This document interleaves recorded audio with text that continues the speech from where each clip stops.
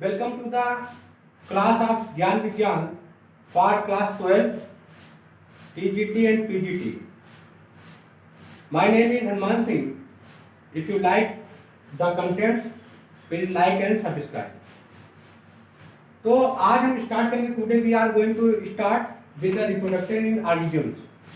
जीवों में रिप्रोडक्शन के बारे में आज हम पढ़ेंगे और इसके बारे में कुछ फैक्ट समझानेंगे. प्रजनन क्या है, क्यों जरूरी है. तो सबसे पहले हम ये जानते हैं कि बहुत सारे जीव हैं संसार में और उनके जीवन जो लाइफ है वो अलग अलग है. प्रत्येक जीव कुछ निर्धारित चीज़ों को करता ही है. तो सबसे पहले हम जीवन काल को समझेंगे. जीवन काल है जिसको हम लाइफ साइकिल कहते हैं.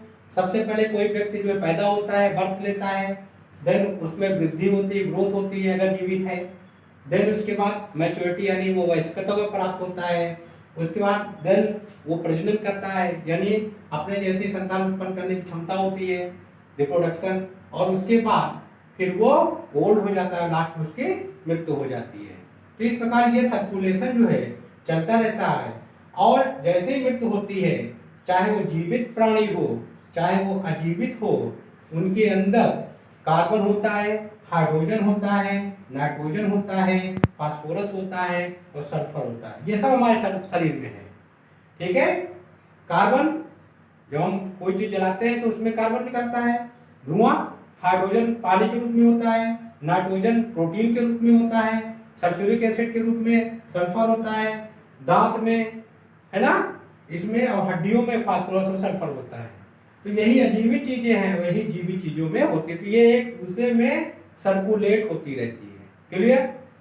अब जाहिर सी बात है कि हम पढ़ें क्यों. तो जाहिर सी बात है यहाँ पर पढ़ने का उद्देश्य हमारा क्या है, हम जन्म क्यों पढ़ें. तो इसका उद्देश्य एम है नंबर 1 कंटिन्यूटी ऑफ स्पीशीज. यानी कोई जाति है तो उसकी निरंतरता बनी रहती है. यानी जात की जो है लगातार मनुष्य जात है तो मनुष्य जात को पैदा करिए, उसकी निरंतरता बनी रहेगी. पॉपुलेशन ग्रोथ, उससे क्या होता है, समष्टि की वृद्धि होती है. यानी पॉपुलेशन चाहे वो जंतु की हो और चाहे वो मनुष्य की हो या पेड़ पौधों की हो, बढ़ती जाती है. तीसरा पॉपुलेशन ऑर्गेनाइजेशन, यानी इसमें विभिन्न प्रकार के एज ग्रुप आते हैं और इनमें भी कंटिन्यूटी बनी रहती है. फिर आपने देखा है कि वेरिएशंस मनुष्य हैं लेकिन उनमें रंग रूप वो सारी चीजें अलग अलग हैं. तो विभिन्नताएं किसमें पाई जाती हैं, हर जीव जंतु में. पौधे अलग अलग किस्म के होते हैं, जंतु अलग किस्म के होते हैं. बायोलॉजी दो ही चीज बताती है, एक प्लांट बताती है और दूसरा एनिमल. ठीक है. तो पौधों का अध्ययन बॉटनी कहलाता है, वनस्पति शास्त्र कहलाता है, और जंतुओं का अध्ययन जूलॉजी कहलाता है.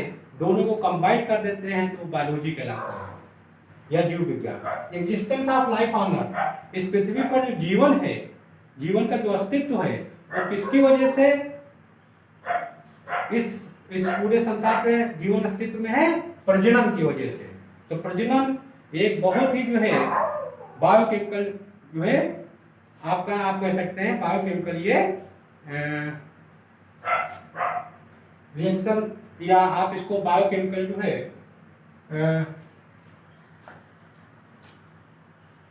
सिस्टम कह सकते हैं.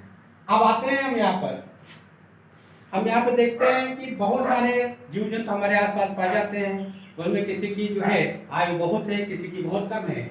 जैसे हाथी में देखिए 75 वर्ष होती है, कुत्ते की 15-16 वर्ष होती है, तितली की 1-2 सप्ताह की होती है, कौवा 15-16 साल जीता है, तोता 15 से 16 साल जीता है. ऐसे तोता की देखिए 140 साल है. ठीक. क्रोकोडाइल 60 वर्ष, बनाना या 25 वर्ष, और बनियान ट्री जिसको बरगद का पेड़ कहते हैं 200 वर्ष जीता है, और पीपल का पौधा वो 2000 साल से लेकर के कई हजार साल तक जीता है. कि जो बैक्टीरिया होता है जो प्रजनन होता है, ठीक है, वो प्रजनन 2 प्रकार के होते हैं. एक एसेक्सुअल अलैंगिक जन्म और दूसरा होता है सेक्सुअल रिप्रोडक्शन. इसके साथ साथ में एक तीसरे प्रकार का पौधों में पाए जाने वाला प्रजनन है जो कायिक प्रजनन कहलाता है. वो एक प्रकार के सेक्सुअल रिप्रोडक्शन का ही एक रूप होता है. अब बैक्टीरिया जो होता है वो बैक्टीरिया जो है वो सेक्सुअल रिप्रोडक्शन को दर्शाता है. ठीक है ना.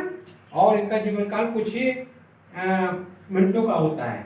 एंजियोस्पर्म प्लांट्स, जो बड़े बड़े प्लांट्स होते हैं, ठीक है, जैसे पीपल, आम, है ना, इनमें सेक्सुअल रिप्रोडक्शन होता है। और सेक्सुअल रिप्रोडक्शन जितने भी, चाहे वो मनुष्य जाति हो चाहे पौधे हों, उनमें ये सारी चीजें का होना आवश्यक। सबसे पहली चीज क्या होती है कि आरएनए, प्रोटीन व अन्य जो बायोकेमिकल्स की इसमें सिंथेसिस होती है। सेकेंड है डीएनए का रिप्लिकेशन होता है। थर्ड है सेल डिवीजन होगा ही होगा। फोर्थ है फॉर्मेशन ऑफ रिप्रोडक्टिव यूनिट्स। अब रिप्रोडक्टिव यूनिट्स क्या होती है? गैमीट्स होती है। और गैमीट्स क्या होते हैं? उसमें स्पर्म बनते हैं और ओवम बनते हैं, ठीक है। तो ये क्या है? गैमीट्स। पौधों में इसको गैमीट्स ही कहते हैं, मेल गैमीट्स और फीमेल गैमीट कहते हैं, जबकि मनुष्य में हम इसी गैमीट्स को ओवम और स्पर्म कह देते हैं। मेल गैमीट को हम स्पर्म कहते हैं और फीमेल गैमीट को हम ओवम कह देते हैं।